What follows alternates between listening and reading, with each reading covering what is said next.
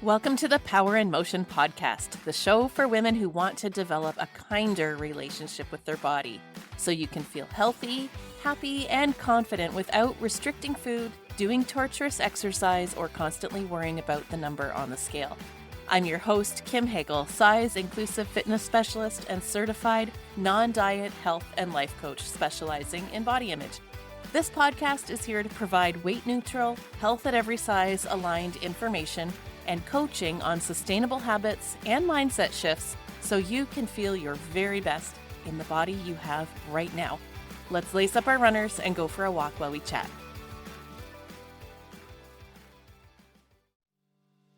Hey, friend. Before we get into this week's episode, I want to take just a minute to let you know about an exciting new offer I created just for you to help you simplify wellness and create sustainable health habits without having to follow rules, avoid foods, participate in strict workouts, or use even a little bit of willpower. Join me for the Simplified Wellness Weekend Retreat, June 2nd to 4th, where we'll work together to create a lifestyle that works for you, so you can feel great in and about your body. Consider this your diet culture detox, the last detox you'll ever do. During this 3-day virtual retreat, you'll learn how to define health on your terms, set health goals that matter to you, and create health habits that actually stick. Yes, we'll be talking about eating and exercise, but we'll also go way beyond that so that you can feel your best physically, mentally, and emotionally. We'll even dive into body image so that you can learn to accept your body even if you don't love how it looks. It's going to be a value-packed weekend full of learning, community, coaching, and growth. Priced at just $97, my goal is that you never pay for another wellness plan or program again. This retreat will equip you to trust yourself to be the expert of your body. I can't wait to see you there. Check out the link in the show notes for all of the details.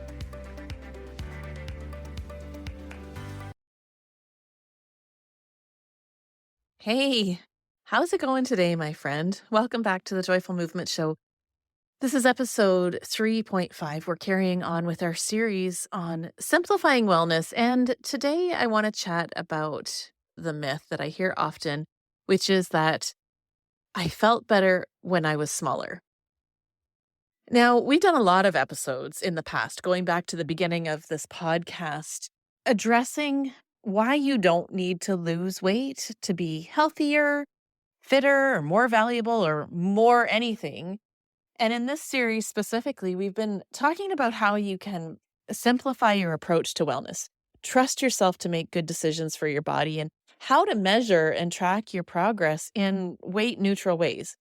If you've been with me for a while and you've been listening to the podcast, you know that that's what I'm all about. Showing you that you don't have to achieve weight loss to feel better in and about your body. But I still hear this objection quite a bit as I'm talking to folks. They'll say, I get it. I hear what you're saying. It all makes sense. And I just feel like I did feel better when I was in a smaller body.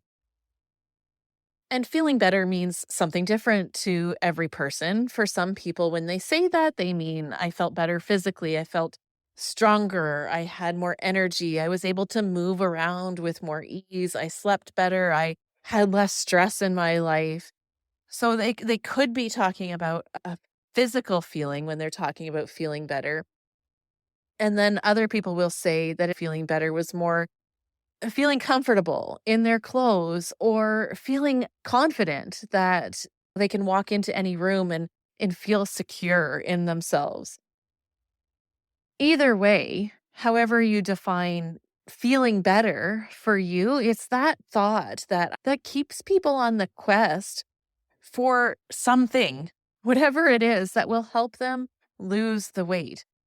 But usually, if you're in my world, that's without dieting or extreme exercise, because chances are you've been there, done that, it doesn't work, it's not sustainable. But I still meet a lot of people who believe there has to be some way, some gentler approach to weight loss that will work, because you're stuck on this idea that I feel better when I'm in a smaller body. And maybe that's led you to try some of the lifestyles that I mentioned last week. So go back to episode 3.4, where we talked about the idea that it's not about weight. I just want to be healthy. We dug into these so called healthy lifestyles and why we seem to have so much trouble sticking with them, even when we're fully committed to our health. And as you're listening to that episode, and maybe you realize, yeah, I've done a lot of those. And chances are you experienced that they worked temporarily. Maybe you lost some weight. Maybe you did feel better physically. Maybe you did feel stronger and you had more energy, you were sleeping better, you had less aches and pains. And maybe you also felt more self assured and more comfortable and being able to wear the things that you like or having more options when you went shopping. So there was a perceived sense of confidence. And that definitely does feel really good. But you probably found that none of it lasted long term. And we know that 95% of weight loss efforts don't last in the long term. But here's where I'm going to ask you to go a little bit deeper with this. And I really want you to dig in and question, did you really feel as great as you said you did?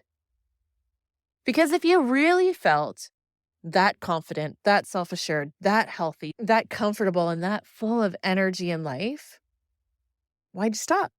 Why are you not still doing it?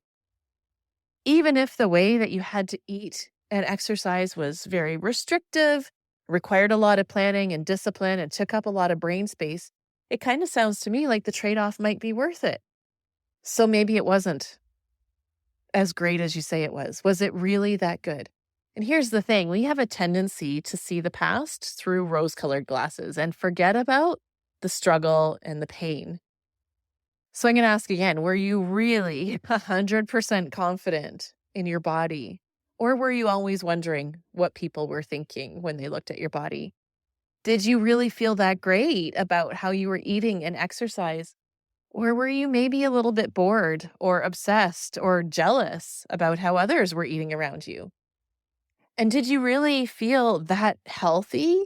Or was there also some exhaustion, or maybe you were starving or constantly battling injuries? What else was going on that you're not seeing now as you look back on the past? In other words, were you really that healthy, happy, and confident? Or was it a bit more like, I felt better, but it was a lot of work, but it was so draining, but it required so much willpower? And then the second part of this question is, was your smaller body really the reason for you feeling so much better? Or was it because of the health promoting behaviors that you were participating in?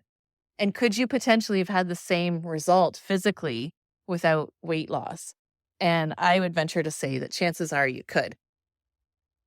However, when it comes to happiness and this sense of confidence, if that's what you're talking about when you say, I felt better when I was smaller, that's the part I want to dig into here today is this perceived sense of confidence and self-esteem and why you felt that way when you were smaller. And also why that sense of confidence and your self-esteem and even your whole mood plummets when you gain the weight back. What I believe is happening here, what's contributing to not feeling good in your larger body is less about what you're feeling physically and more so about how you're treating yourself through your self-talk when you gain the weight back. So when your body doesn't conform to societal standards or you don't feel good in your body, you don't feel confident, do you then beat yourself up, blame yourself and your lack of willpower and discipline on why you feel so crappy about yourself? Do you make you the problem? And honey, if you do, I know all about it because I have a PhD in this one. You are the one who's making you feel bad. And you are adding to your own oppression every time you're in a situation where you feel insecure or like you don't belong, and you make it mean it's about your body. For example, you're in a new, strange situation where there's lots of people you don't know around, and everybody's laughing and having a good time and talking amongst themselves, and you're standing in the corner alone. And you say, it's because of my weight. or you're turned down for a job or a promotion. It's because of my weight. Last year's jeans don't fit when you pull out your summer's clothes. That's all my fault. I've let myself go. I'm lazy. I haven't worked hard enough. You go shopping and you can't find clothes in the stores in your size. You make it mean that you are the problem, that you don't fit into this world and you don't deserve to have nice clothes. Now, maybe that's hard to hear. I just kind of told you that you're the problem, but it is 100% not your fault. I believe you when you say that you felt better in your smaller body because you live in the same world I do, where it's much easier to fit in when you're smaller. We live in a fat phobic world that truly isn't set up for folks in larger bodies. It's true that if you exist in a larger body, you're going to have difficulty finding clothes that fit, or going on trips and sitting in airplane seats, or being taken seriously at the doctor's office. And it is not your fault that you'd blame yourself for how you feel when you gain weight or you fail to lose it again. It makes 100% sense that you would do that. We live in a world that praises thinness and praises people for weight loss. We tell people how great they look and that we celebrate their hard work and their dedication. And while it's maybe not said out loud, although certainly sometimes it is, the opposite messaging is also received. If I gain weight or exist in a larger body, then what do people think of me? If people say that I'm so attractive when I'm thin, what does it mean about me if I'm not? If people praise my dedication and hard work when I'm going to the gym and I'm fitter and in shape, what does it mean about me if I'm not doing those things? If people tell me I look so healthy when I'm thin, what does it mean about me when I'm not? The messaging is reinforced every time we compliment weight loss. In fact, I recently saw a friend's photo on Facebook. She made a post about how she's been going to the gym consistently lately. And of course, there is a photo there of her flexing and showing her body. And there were so many comments on her photo. Oh, you look so good. Keep up the hard work. You're doing great. Your hard work is paying off. These are all the things that people are saying. And despite what I'm sure are only the best of intentions, it sends the poster the message that you're better now because of how you look. And what ends up happening is it creates internalized fat phobia. So that's the fear in ourselves of gaining weight or of becoming fat or being fat. We experience how we are treated when we're in a smaller body. And we also see in the world that we live in how folks in larger bodies are treated. So we develop the belief that being thinner is better, being larger is wrong. And so therefore we feel better in a smaller body that conforms, that is more acceptable in our society. And whether you've been insulted or criticized because of your body or your weight or not, I'm sure at some point in your life you have been praised for weight loss, which has the exact same effect. So, yes, the world and the way that we perceive it, the messages that we internalize, form our opinions of our bodies. And 100% yes, the way the world is set up, these messages we internalize, is a problem. 100% yes, your feelings are justified. If you've ever experienced weight stigma, then 100% your feelings are justified. The anger, the sadness, the embarrassment that you might have felt, it all is justified. It makes 100% sense that you would feel this way. But the real problem here, the real thing that's killing your confidence isn't those circumstances itself. It's the way that you're talking to yourself, the way that you beat up on yourself and make yourself the problem when you feel like you don't fit in. So let's talk about confidence. When you say that you felt better in your smaller body, that you felt more comfortable and more confident, I'm going to argue and say that's not true. What you're describing as confidence is actually the safety of conformity. When you're feeling that validation and approval and like you belong, like you fit in when your body is smaller, that's safety. And yeah, it feels really, really good.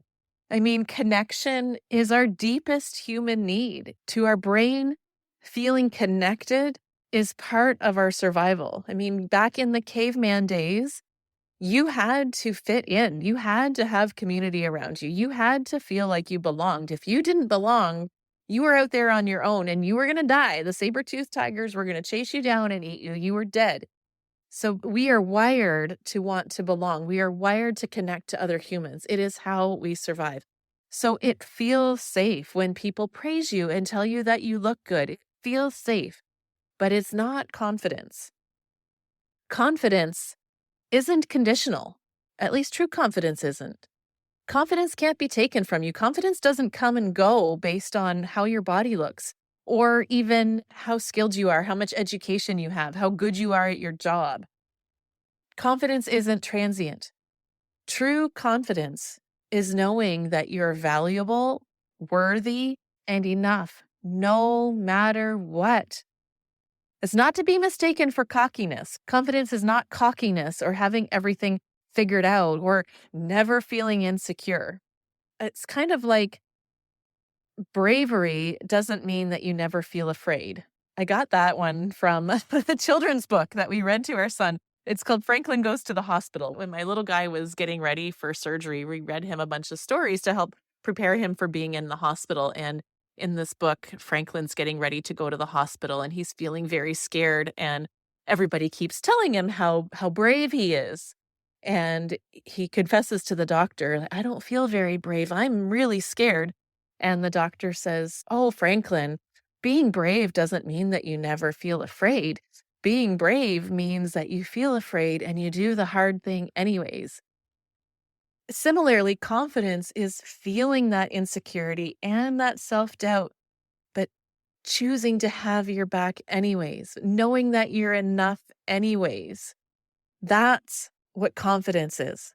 Confidence doesn't mean you got it all figured out. Confidence is knowing that even when you don't, even when you feel like you don't belong, even when you feel like the whole world is against you, you're going to have your own back. You are going to provide yourself that validation and safety and connection that you crave. So then the way that we create confidence is to create your own safety. Up until now, it's felt safe to conform, to shrink your body, or at least attempt to shrink your body in order to fit in and feel safe. But in that situation, your sense of safety is always at risk based on how you look, which produces a lot of anxiety. So instead, your work is to make it safe for you to be you exactly how you are without trying to force yourself to be someone or something else. You need to give yourself that approval and validation you seek from others. You need to build up your belief that who you are is enough, that you are worthy, lovable, and capable just because you exist.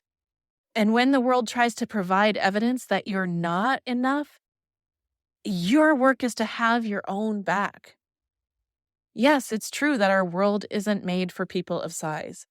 In fact, I was coaching a client around this just yesterday. She exists in a larger body and she has a trip coming up where she has to fly, and she's very anxious about it. She knows that she's going to ask for a seatbelt extender. And even just thinking about having to ask that question fills her with so much anxiety and shame. She's been blaming herself and she's been really hard on herself about how she's going to feel when she has to ask for assistance to be able to do the things that other people take for granted. It's super confronting. It is super confronting to her that her body doesn't fit into these places. It's 100% true that there's going to be feelings about that. She's going to face challenges, and she's given herself full permission to feel all the feels about that. Yes, there's going to be anger. There's going to be sadness. There might be some embarrassment. And she knows she's going to have her back in those situations. She is not going to let those circumstances make it mean that she is the problem. That's the shame voice speaking. Yes, the problem exists. Yes, it's hard. Yes, it hurts. And the problem is the circumstance, not her. That's how she's having her own back. That's how she's supporting herself. That's how she's maintaining her sense of confidence, even in a situation where she feels insecure, where she feels unsure of herself. Now, is that an easy switch to flick, to decide to have your own back and to create your own safety, to give yourself that validation that you seek? Not always.